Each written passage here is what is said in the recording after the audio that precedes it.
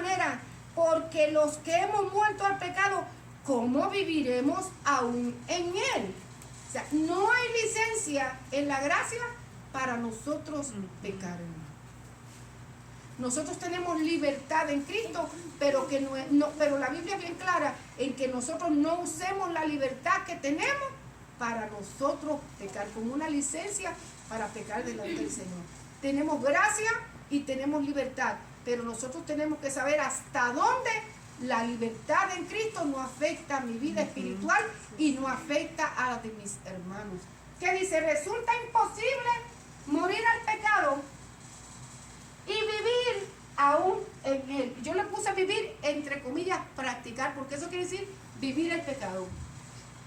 Es imposible conceptuarnos muertos al pecado, porque esto fue lo que pasó aquí, y seguir practicando la vieja vida que vivíamos antes. No se puede. No. Vivir el pecado es contra la naturaleza de vida que Cristo nos ha dado. Sí, hermano. Amén. Vivir en el pecado es contra la naturaleza de vida que Cristo nos ha dado y del significado de su muerte en la cruz. No podemos perseverar en el pecado. Nosotros no podemos pecar. No podemos practicar el pecado. Y del principio comencé a decirle que hay una gran diferencia entre pecar por omisión y la práctica. Son dos cosas continuamente, o sea, distintas completamente, hermano. No podemos avanzar en una vida cristiana y seguir practicando la vida que nosotros llevamos antes. Estamos muertos a esto. El pecado no se enseñorea de nosotros más, hermano. No tenemos el pecado y el diablo usando el arma del pecado en nuestra vida no tiene autoridad sobre nosotros. Nosotros vamos si nosotros queremos. Y a veces vamos como los corderos al matadero, ¿verdad que los llevan? Pobrecitos, los corderitos van porque ellos no saben, los arrastran allá. Pero nosotros tenemos conciencia y sí sabemos lo que estamos haciendo, hermano. O sea, que a veces nosotros decimos, es que yo pequé porque el diablo me hizo embuste. Eso es una mentira grandísima. Amén. Yo pequé porque yo quise. Que me incitó, que usó mi concupiscencia para arrastrarme. Sí lo hizo, pero el enemigo no empuja a nadie. Nosotros solitos vamos y caemos. Y cuando solitos vamos y caemos, ¿qué hacemos? Tenemos que enfrentar las consecuencias. Porque no es consecuente. No es consecuente decir yo soy una nueva criatura en Cristo y continuar viviendo la antigua vida. No se puede. De ninguna manera. Porque los que hemos muerto al pecado, ¿cómo viviremos aún en él? Cristo murió al pecado que llevó en su cuerpo. Por lo tanto, al venir a Cristo, esa muerte se nos acredita en la gracia, lo que le expliqué aquí. Se nos acredita en la gracia y nosotros también morimos con él. Su muerte causó en nosotros nuestra muerte a un constante vivir en el pecado. Morimos en Cristo, recibimos una nueva naturaleza espiritual, nos hizo libres, ya no somos esclavos ni de la maldad, ni del pecado, ni del robo, ni del adulterio, ni de la fornicación, ni de ninguna de esas cosas. Ya no somos esclavos de eso. Antes sí, porque no teníamos ni el conocimiento de Dios en nuestra vida, ni la vida en Cristo en nosotros, ni el poder del Espíritu Santo para nosotros ser vencedores. Pero ahora sí podemos, hermano. Sí podemos. Es como una persona que está muchos años en la prisión. Le dan la oportunidad de tener, ¿cómo se dice? Un probation. ¿Cómo se dice probation en español? Probatoria. Le dan la oportunidad, lo hacen libre. ¿Qué le dice la probatoria? Estás libre para vivir una vida sana. Si vuelves otra vez acá, él va a volver a ¿dónde? A la esclavitud. Es lo mismo. Nosotros no estamos en probatoria. Cristo nos hizo libres. Pero ¿qué pasa? Que pero si nosotros, queriendo practicar, vivir el pecado continuamente, nos vamos otra vez a encarcelar de nuevo. Solitos nos encarcelamos, hermano. Entonces Dios no quiere eso.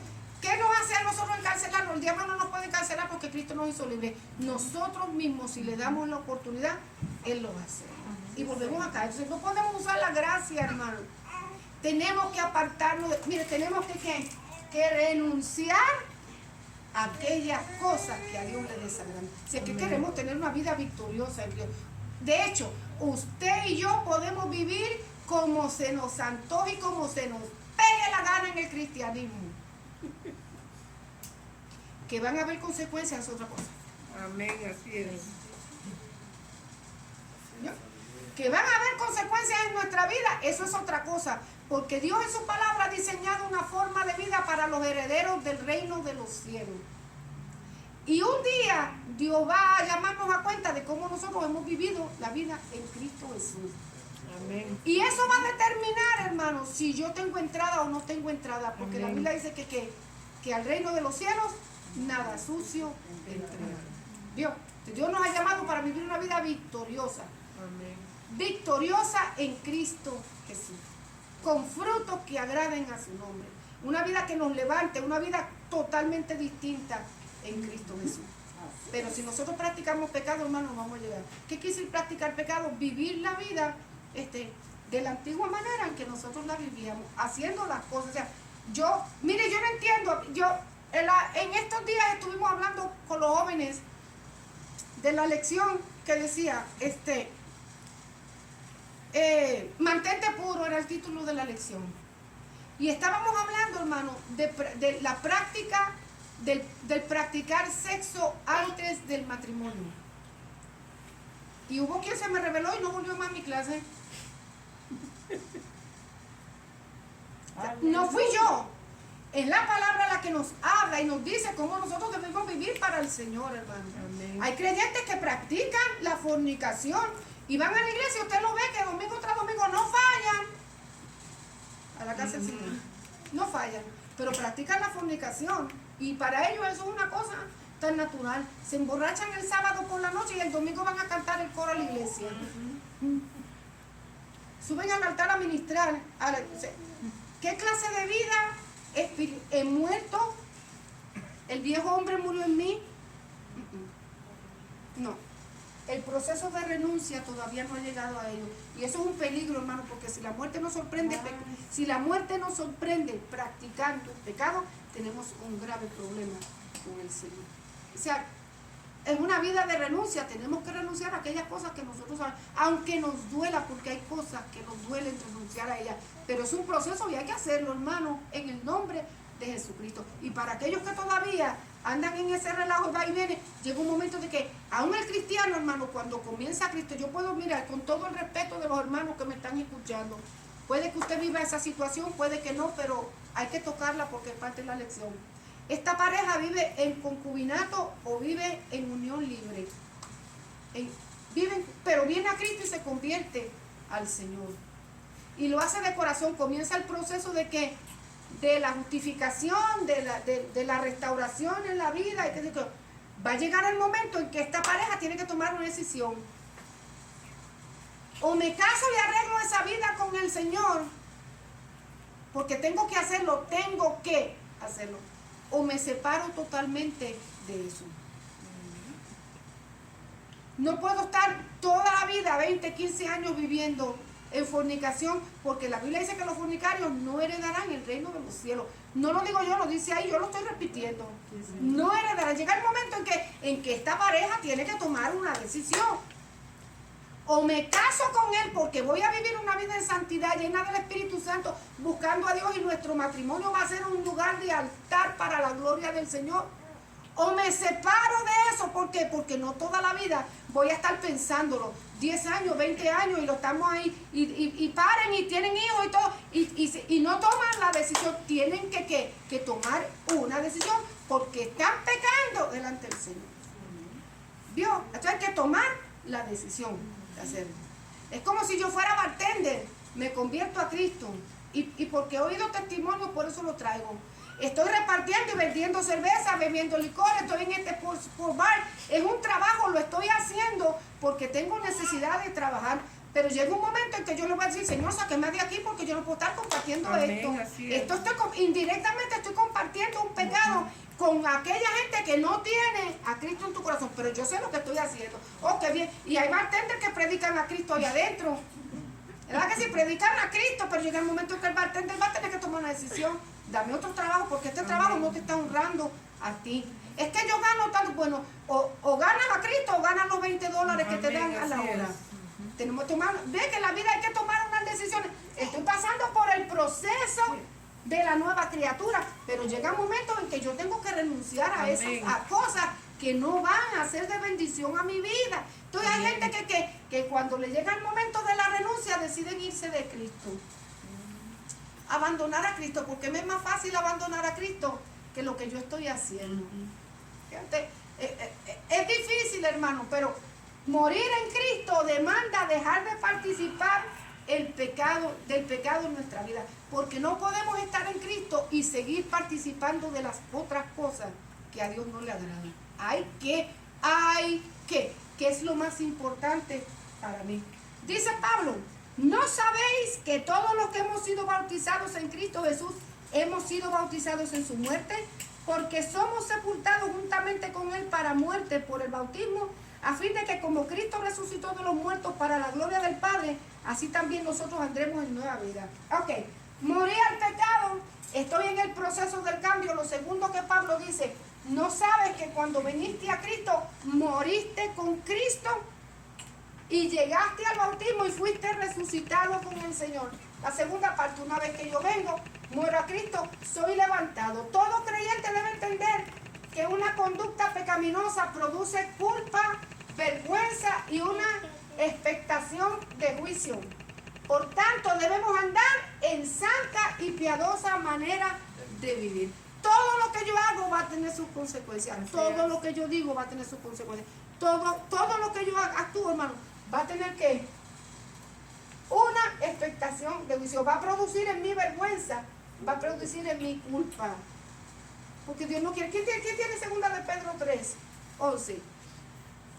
Segunda de Pedro 3:11 y primera de Tesalonicenses 4. ¿Quién lo tiene? Yo tengo primera de Tesalonicenses. Ok, lea entonces primera lo que. Quien tenga segunda de Pedro 3:11 me avisa. ¿Pero qué dice primera de Tesalonicenses? Por lo demás, hermanos, os rogamos y exhortamos al Señor Jesús que de la manera que aprendiste de nosotros, como os conviene, conduciros y agradar a Dios, así abundéis más y más, porque ya sabéis qué instrucciones os dimos por el Señor Jesús. Pues la voluntad de Dios es que vuestra santificación que os apartéis de fornicación. Entonces, ¿cuál es la voluntad de Dios para el creyente? La santificación del creyente. Y para eso tiene que apartarse no solamente de la fornicación, sino que ahí abajo da una serie de cosas de las cuales el creyente tiene que apartarse. Usted lee los próximos versículos. Pero la voluntad de Dios es la santificación, que andemos en una santa y piadosa manera. ¿Quién tiene segunda de Pedro? ¿Nadie? Ah, yo creo que la leí. ¿Nadie lo tiene? Yo lo Ok, leo. puesto que todas estas cosas han de ser desechas, ¿cómo no debéis vosotros andar en santa y piadosamente Manera de vivir. manera de vivir? Ok, debemos vivir en una santa y piadosa manera de vivir. El bautismo simboliza nuestra participación en la muerte de Cristo. Es la sepultura del viejo hombre que murió cuando recibimos a Cristo como nuestro Señor y Salvador. Cuando se está instruyendo a un nuevo creyente en las clases bautismales, ¿cómo se llama? En el curso bautismal, en las clases para prepararlo para el bautismo, se le enseñan las cosas más básicas. Que el bautismo en aguas, primero, el Señor lo instituyó, Jesucristo, es una ordenanza de Cristo Jesús, que todo aquel que viene a Él debe ser bautizado en su nombre. ¿Verdad? Debe ser bautizado en su nombre. Hay algunas iglesias que bautizan solo en el nombre de Jesús. Hay otras iglesias cristianas que bautizamos en el nombre del Padre, del Hijo y del Espíritu Santo, porque así lo dijo Jesús. La fórmula en Jesús solo lo dijo Pedro. Jesucristo dijo, bautizándolos en el nombre del Padre, del Hijo y del Espíritu Santo. Es una ordenanza del Señor y debe administrarse a personas que voluntariamente han renunciado a su antigua forma de vivir. ¿Quién tiene Marcos 16:16? A ver. El que creyere y fuere bautizado será salvo, mas el que no creyere será condenado. Será condenado. Jesús habla de dos cosas, ¿verdad? Del bautismo y del no creer a la palabra de Cristo Jesús, al Evangelio de Cristo. El que creyera fuera bautizado. No quiere decir que bautizándome voy a ser salvo, hermano. Yo me bautizo porque soy salvo en Cristo Jesús. El bautismo no salva a nadie. Yo lo practico y lo recibo y lo llevo a cabo porque ya yo fui salvo en Cristo Jesús. De hecho, por eso es que los niños, la iglesia evangélica no bautiza niños. Porque cuando nosotros nos bautizamos, tengo una conciencia de lo que yo hice en Cristo. ¿Por qué recibí a Cristo Jesús en mi corazón?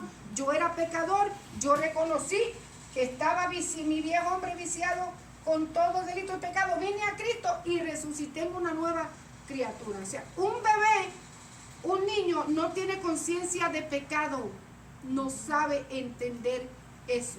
Eso es un compromiso que yo adquiero con Dios, reconociendo que por la muerte redentora de Cristo yo tengo paz con Dios y recibí salvación y vida eterna. Un niño no entiende eso, aunque hay niños que son maduros desde pequeños, que usted le explica y ellos pueden entender y anhelan y quieren. Entonces yo no veo un impedimento para que un niño, si está consciente de lo que está haciendo y es suficientemente maduro, lo haga. Pero los bebés no tienen conciencia de pecado. Y fíjense cómo son los padres. Hacen un bautismo grandísimo y después se van a emborracharse y a beber porque hay que celebrar lo que hizo. Sí, señor. Seguir practicando. O sea, los niños, por eso la iglesia evangélica no lo... Ahora, hay iglesias anglicanas, hay iglesias cristianas, americanas que bautizan niños pequeños, pero por lo general la iglesia hispana cristiana no bautiza niños hasta que ellos no tengan una suficiente conciencia y madurez para entender lo que es el compromiso que están adquiriendo con Cristo. Pero una ordenanza, segundo, al surgir de las aguas para el creyente es un acto representativo de la resurrección de Cristo, y él resucitó como un cuerpo inmortal sin ninguna relación al pecado. De igual forma el creyente, y le puse entre comillas, débil en cuanto a su naturaleza caída, resucita en Cristo para vivir con autoridad una nueva vida en el poder de Dios. Dios no mejoró nuestro viejo hombre, sino que lo llevó a la cruz y allí murió. Cuando yo entro a las aguas, ¿qué estoy haciendo? Simbólicamente estoy enterrando al viejo hombre que murió en Cristo Jesús. Simbólicamente estoy enterrando al viejo hombre. Cuando surjo de las aguas, estoy que simbólicamente resucitando juntamente con Cristo. Aunque ya ese proceso sucedió desde el momento en que yo vine a Cristo, pero el bautismo es una expresión pública de lo que ya dentro de mi corazón ha sucedido. Eso para que el mundo sepa, eso es una manifestación pública de lo que ya sucedió en mi corazón ese día cuando yo vine a Cristo. Es un proceso, hay que aprender, o sea, es bueno bajar a las aguas, pero con conciencia de lo que yo estoy haciendo. Hay quien me pregunta, hermana, yo me bauticé cuando era niña, ¿me puedo bautizar otra vez? Hermana, a mí me bautizaron cuando yo tenía 12 años, ¿puedo volver a las aguas? Yo le pregunto esto, ¿tenía usted conciencia de lo que estaba haciendo? ¿Tenía conciencia de lo que estaba haciendo? ¿Sabía lo que estaba haciendo? ¿Tenía la madurez para entender el proceso? Si usted tuvo la madurez para entender el proceso y sabía lo que estaba haciendo, no tiene por qué bautizarse otra vez. Tiene a Cristo, ya su bautismo es válido delante del Señor. Pero si usted no entendía, si a usted lo empujaron, es más, si el otro hizo así, lo metió a las aguas y ya lo bautizaron creyendo que usted va hoy, no era cierto. Entonces empieza el proceso otra vez. Todo depende de la madurez. Si yo estoy madura en Cristo y no me voy al mundo, bautíceme otra vez que me fui al mundo. Bautíceme otra vez que me fui al mundo. No.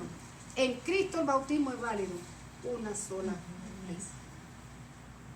Hay gente que me ha dicho también, hermana, yo estaba allá en esta religión y allí me bautizaron, pero yo vine a Cristo.